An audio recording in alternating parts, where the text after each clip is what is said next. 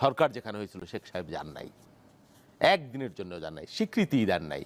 তার মানে আবার যদি তাজউদ্দিন আহমেদ একটু বড় হয়ে যায়, আর জিয়াউর রহমানকে তো দেনই না, 400 টাকার মেজর, পাকিস্তানের চর, এইসব বলা হয়েছে। এই পরিবর্তন এই হাসিনার আমলে আপনি তো জানেন তার কথার বাইরে গাছের পাতাও নড়তো না এই বাংলাদেশে। হ্যাঁ, আমরা কিছু লোক চোখে চোখ রেখে কথা বলেছি জীবনের ঝুঁকি নিয়ে, অনেকে গুম হয়ে গেছে। আপনার প্রত্যেক শ্রেণী পেশার মানুষ চাটতে চাটতে চাটতে চাটতে রক্ত বের করে ফেলেছে পায়ের। এরকম বাস্তবতা তো তৈরি হয়েছিল। হাসিনা একজনের বিচার চাইলে হাসিনের কাছে চাইতে হবে, কারণ জমি দখল হয়ে গেলে হাসিনের কাছে মুক্তি চাইতে হবে, কেউ গুম হয়ে গেলেও তার কাছে ফেরত চাইতে হবে। বাংলাদেশে আর কেউ নাই, কোনো প্রতিষ্ঠান নাই, এবং তিনি মহান, তার কোনো বিকল্প নাই বাংলাদেশে। এই একটা পরিবেশ তৈরি করা হয়েছিল যে উনি চক্ষু মুদিলেই বাংলাদেশ বঙ্গোপসাগরে ভাসিয়া যাইবে, এরকম একটা বাস্তবতা তৈরি করা হয়েছিল।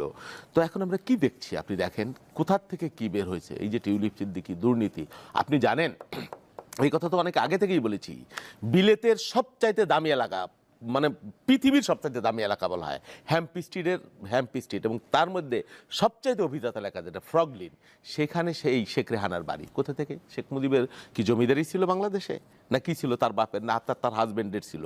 কোথা থেকে টাকা আসে?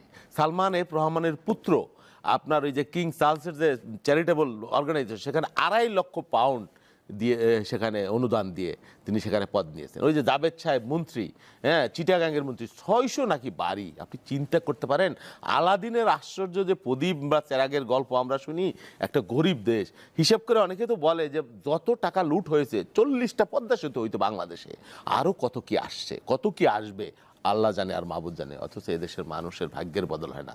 তারা আমাদেরকে উন্নয়নের গল্প শোনাইছেন, তারা আমাদের ভাগ্য পরিবর্তনের গল্প শোনাইছেন, তারা আমাদেরকে গণতন্ত্র দিয়েছেন, আবার বলেছেন হাসিনা পালায় না, আমরা মানুষের ভোট ছাড়া ক্ষমতায় যাই না। মিথ্যা, ভনিতা, ভণ্ডামি, একটা রাজনৈতিক নিকৃষ্ট কালচার বাংলাদেশে তৈরি হয়েছিল এই বিগত 15 বছর, দুর্ভাগ্যজনক বারবার। আর এই যে ভাই বলছিলেন, ভাইয়ের কথা ঠিকই আছে, আলমগীর ভাই যেটা বললেন, মামলা, একটা মামলা শেখ হাসিনার বিরুদ্ধে মামলার কোথায় এলিমেন্ট নাই। আমি এটাও শুনেছি পুলিশ বাহিনী কেন গুলি করে না, হ্যাঁ, পুলিশ ভালো গুলি করছে, ভালো পারছে, তোমরা কেন করছো না? সামরিক বাহিনীকে বলা হয়েছে। তো এই মামলার আসামি কি শেখ হাসিনা হওয়া উচিত না? তবে হ্যাঁ, প্রক্রিয়াগত ইম্যাচিউরভাবে, যেটা রাষ্ট্রের করবার কথা ছিল, রাষ্ট্রের সরকারের, সেটা নয় মানুষ করছে, নানানজন নানানভাবে করছে। অনেক মানুষ তো ক্ষতিগ্রস্ত, তার মধ্যে ক্ষোভ থাকবে, আত্মীয় পরিজন আছে, যারা আছে, নানানজন নানানভাবে ক্ষতিগ্রস্ত হয়েছে। তো মানুষ তো মামলা করবেই। এখন সেই মামলাটা যথাযথ প্রক্রিয়ায় হচ্ছে